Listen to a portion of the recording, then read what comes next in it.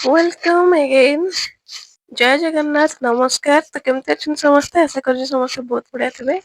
ବହୁତ ଦିନ ପରେ ପୁଣି ଏଡିଟ କଲି, ଆରମ୍ଭ କଲି। ତ କଣ କରିବି, ବ୍ୟସ୍ତତା ଭିତରେ ଆଉ କରିକି ଦେଇ ହଉନଥିଲା ଭିଡିଓ। ତ ଆମେ ଆସିଲୁ ପୁଣି ଉଦୟଗିରିର ଫ୍ରଣ୍ଟ ରେ ଆମର ଅଛି ଖଣ୍ଡଗିରି। ତ ଖଣ୍ଡଗିରିକୁ ଆସିଛୁ। ସେଇଦିନର ହିଁ ଭିଡିଓ ଏଡିଟ କରିବା ପାଇଁ ଟାଇମ ଲାଗିଲା। ଆଉ ଲଙ୍ଗ ଭିଡିଓ ହେଲେ କେହି ଦେଖିବେନି, ସେଥିପାଇଁ ମୁଁ ବନ୍ଦ କରିଦେଇଥିଲି, ହାଫ ଦେଇକି ଛାଡି ଦେଇଥିଲି। ତାପରେ ଦେଖନ୍ତୁ ଏପଟେ ଆସିଲା ପରେ ମାଙ୍କଡ ପୁରା ଖଣ୍ଡଗିରିରେ ବହୁତ ପ୍ରବଳ ମାଙ୍କଡ। ଉଦୟଗିରିଠୁ ଖଣ୍ଡଗିରିରେ ବେଶୀ ମାଙ୍କଡ, କାହିଁକି ନା ସେଠି ସବୁ ସାମାନ ସବୁ ମାନେ ନେଇକି ଦଉଛନ୍ତି ନା ମାଙ୍କଡକୁ, ସେଇଥିପାଇଁ ଟିକେ ଭିଡ। ଆଉ ଏଇଠି ଗୋଟେ ମାଙ୍କର ମନ୍ଦିର ଅଛି। ମନ୍ଦିରରେ ଭିଡ ବି ଚାଲିଛି। ତ ଚାଲନ୍ତୁ ଆମେ ଉପରକୁ ଯିବା। ଉପରେ ଗୋଟେ ମନ୍ଦିର ଅଛି, ବହୁତ ବଡ ମନ୍ଦିର। ମାନେ ଆମର ଉଦୟଗିରିରୁ ଯୋଉ ମନ୍ଦିର ଟା ଦେଖା ଯାଉଥିଲା, ଜୈନ ମନ୍ଦିର। ଜୈନ ମୁନି ଋଷି ମାନେ ସବୁ ମେଡିଟେସନ କରୁଥିଲେ ଏଇ ଗୁମ୍ଫା ମାନଙ୍କରେ। ଜାଣିଥିବେ ସମସ୍ତେ।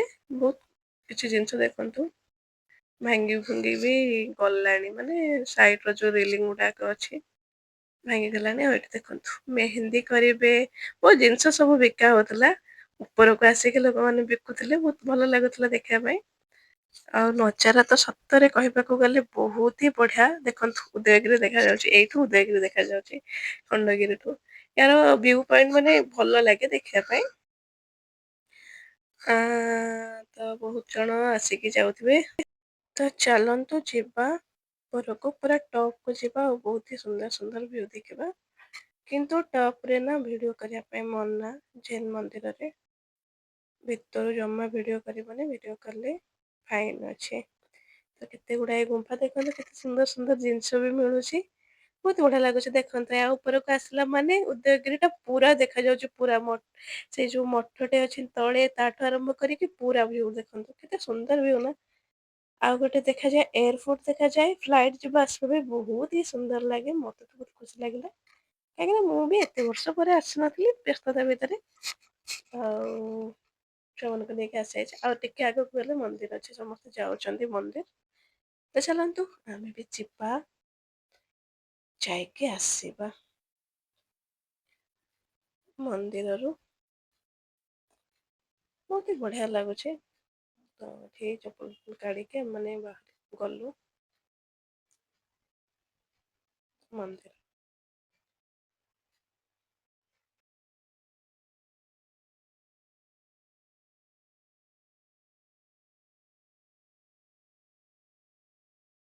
ତ ମନ୍ଦିର ଉପରୁ ଆହୁରି ବଢିଆ ଦେଖା ଯାଉଛି ଉଦୟଗିରି। ବହୁତ ଲୋକ ଅଛନ୍ତି, ଦେଖନ୍ତୁ ଏଇଠୁ ଦେଖା ଯାଉଛି ଏୟାରପୋର୍ଟ ବି, ମାନେ ଫ୍ଲାଇଟ ଯିବା ଆସିବା ବି ଦେଖା ଯାଉଛି।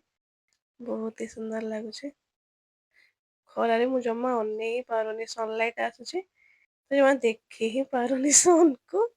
ହେଲାଣି ଆସିକି 2:30, ଗଲା ପରେ ଘରେ ହିଁ ହବ ଲଞ୍ଚ। ତ ଆମେ ମାନେ ଦେଖନ୍ତୁ ଯାଇକି ଏବେ ରିଟର୍ଣ କରୁଛୁ ମନ୍ଦିର, ଜୈନ ମନ୍ଦିର ଦର୍ଶନ କରିକି ଆମେ ରିଟର୍ଣ କରୁଛୁ, ଯିବୁ ଏବେ ତଳକୁ। ଦେନ୍ ଘରକୁ ଯିବୁ ଆଉ। ଘରେ ମୁଁ ପୁରା ରୋଷେଇବାସ କରିକି ଆସିଛି, କଲା ପରେ ଘରେ ହିଁ ଖାଇବା ହବ। ବାହାରେ ଖାଇବା ପାଇଁ ଦେହ, ମାନେ ସାରଙ୍କର ଦେହଟା ଠିକ ନହେଲାଠୁ ମତେ ବି ଭଲ ଲାଗୁନି। ଆଉ ମୋ ମାମା ଏଠି ଦେଖନ୍ତୁ ଷ୍ଟାଇଲ ମାରୁଛି। ତାକୁ ଖାଲି ଷ୍ଟାଇଲ ମାରିବା ପାଇଁ ଚାନ୍ସ ଦରକାର, ଫଟୋ ଭିଡିଓ କରିବା ପାଇଁ ବହୁତ ପସନ୍ଦ। ତ ସେ ତାର ଷ୍ଟାଇଲ ଟିକେ ମାରିଦେଲା, ତାପରେ ବାହାରିଛୁ ଆମେ ଯିବା ପାଇଁ ଘରକୁ। ଆଉ ଆସିଲା ବେଳେ ନା ରାସ୍ତାରେ ବହୁତ ମାନେ ହାଲିଆ ବି ଲାଗୁଥିଲା। ତ କଣ କରିବା, ଚାଲନ୍ତୁ ଆଗକୁ ଯିବା। ମତେ ଏଇଠୁ କିଣିକି ଆଉ ମାଙ୍କଡ ମାନଙ୍କୁ ଦବା ପାଇଁ ଇଚ୍ଛା ଥିଲା, କିନ୍ତୁ ହଜବେଣ୍ଡ ମନା କଲେ ନାଇଁ ତମେ ପାରିବନି, ସେମାନେ ଆସିକି ମୁଣ୍ଡ ଉପରେ ଚଢିଯିବେ। ସେଇଟା ବି ହୁଏ, ଜଣେ ଜଣଙ୍କର ମୁଣ୍ଡ ଉପରେ ଚଢି ଯାଆନ୍ତି ଖାଇବା ପାଇଁ। ଆଉ ଛୋଟ ଛୁଆ ଦିଦିଟା ମୋ ପାଖରେ ଅଛନ୍ତି, ତ କାହିଁକି ଦେଲେ ବି ଭଲ ନୁହଁ। ହଜବେଣ୍ଡ ପୁଅ ମାନେ ପଳେଇଲେ, ମୁଁ ଟିକେ ଗଲି ଦେଖିବା ପାଇଁ ମନ୍ଦିର ଟା। କିନ୍ତୁ ଏଇ ମନ୍ଦିରରେ ଭିଡ ପ୍ରବଳ ଥିଲା।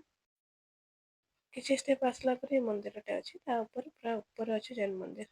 ତାପରେ ଦେଖନ୍ତୁ ଦେଖନ୍ତୁ ଦେଖନ୍ତୁ କେତେ ମାଙ୍କଡ, ମାନଙ୍କୁ ଦେଖିଲେ ଡର ଲାଗୁଛି, ଆକୁ ଦବ କଣ ଖାଇବା ପାଇଁ ଦେଲି ମାନେ ଏମାନେ ଆସିଯିବେ ପୁରା ମୁଣ୍ଡ ଉପରକୁ ଚଢିଯିବେ। ଦେଖନ୍ତୁ ଦେଖନ୍ତୁ ଦେଖନ୍ତୁ କେମିତି ହଉଛନ୍ତି ବାବାରେ। ତ ଚାଲ ଏଥର ଯିବା ବୁଲିଦେଲୁ ଖଣ୍ଡଗିରି ଉଦୟଗିରି ଦିଟି ଯାକ ବୁଲିକି ଆସିଗଲୁ। ଆଉ ଯାଇନି, ପୁଣି ବ୍ରେକ୍ ନିଆହବ, ପୁଅର ଏକ୍ଜାମ ସରିବ, ତାପରେ ଦେଖିବା ପୁଣି ଯୋଗ କୋଉଠି ଅଛି 2026 ଆମ ପାଇଁ କଣ ନେଇକି ଆସୁଛି। ତ ସାଙ୍ଗମାନେ ଥ୍ୟାଙ୍କ ୟୁ ଫର୍ ୱାଚିଂ। ତ ଛୁଆମାନେ ବି ହାଲିଆ ହେଇକି ଥିଲେ, ଏଇଠି ପିଇଲେ ମୁଁ ଆଉ ମୋ ହଜବେଣ୍ଡ ପିଇଲୁ ଲେମନର ଜୁସ୍ ଆଉ ସରି ଆଉ ଛୁଆମାନେ ଖାଇଲେ ଗୋଲା, ଆଇସର ଗୋଲା ବହୁତ ହି ବଢିଆ କଲରଫୁଲ ର। ଏଗୁଡା କାହିଁକି ଛୁଆ ମାନଙ୍କୁ ପସନ୍ଦ ମୁଁ ବି ଜାଣିପାରୁନି, ମତେ ବି ବହୁତ ପସନ୍ଦ ଥିଲା। ଏବେ ଛୁଆଙ୍କଠୁ ବି ଖାଇଦିଏ ଏମତି। ତ ଚାଲନ୍ତୁ ଯିବା ଘରକୁ ଆଉ ଲଞ୍ଚ କରିବା। ତ ଥ୍ୟାଙ୍କ ୟୁ ସାଙ୍ଗମାନେ, ଥ୍ୟାଙ୍କ ୟୁ ଫର୍ ୱାଚିଂ। ଯୋଉମାନେ ବି ମୋ ଭିଡ଼ିଓକୁ ଟିକେ ବି ଭଲ ପାଉଛନ୍ତି ଲାଇକ୍ ସେୟାର କମେଣ୍ଟ କରିବା। ଆଉ ଯୋଉମାନେ ନୂଆ ଅଛନ୍ତି ଚ୍ୟାନେଲରେ ପ୍ଲିଜ୍ ଚ୍ୟାନେଲକୁ ସବସ୍କ୍ରାଇବ କରିନେବେ। ପୁଣି ଗୋଟିଏ ଭଲ ବ୍ଲଗ ଫ୍ରେଶ ବ୍ଲଗ ସହିତ ଆପଣ ମାନଙ୍କ ସହିତ ଦେଖାହବ ଆର ବର୍ଷକୁ, ମାନେ 2026ରେ। କିନ୍ତୁ ମୁଁ ଏଡିଟ କଲାବେଳେ ଲେଟ୍ ହେଇଗଲା, ସେ 2026ରେ ହିଁ ମୁଁ ପୋଷ୍ଟ କରୁଛି ମୋ ଭିଡିଓକୁ। ଏଇଟା ଥିଲା 2025ର ଲାଷ୍ଟ ଭିଡିଓ, ମାନେ ବୁଲାବୁଲି ଭିଡିଓ। ଆଉ 2025 କିନ୍ତୁ ମୋ ପାଇଁ ତ ବହୁତ ହି ବଢିଆ ଥିଲା ଦେଖିବାକୁ ଗଲେ। ୱାଇଜାକ୍ ଗଲି, ତାପରେ ଏମିତି ବହୁତ ଜାଗା ବୁଲାବୁଲି ହେଇଛି 2025ରେ। ତ ଥ୍ୟାଙ୍କ ୟୁ 2025, ୱେଲକମ୍ 2026।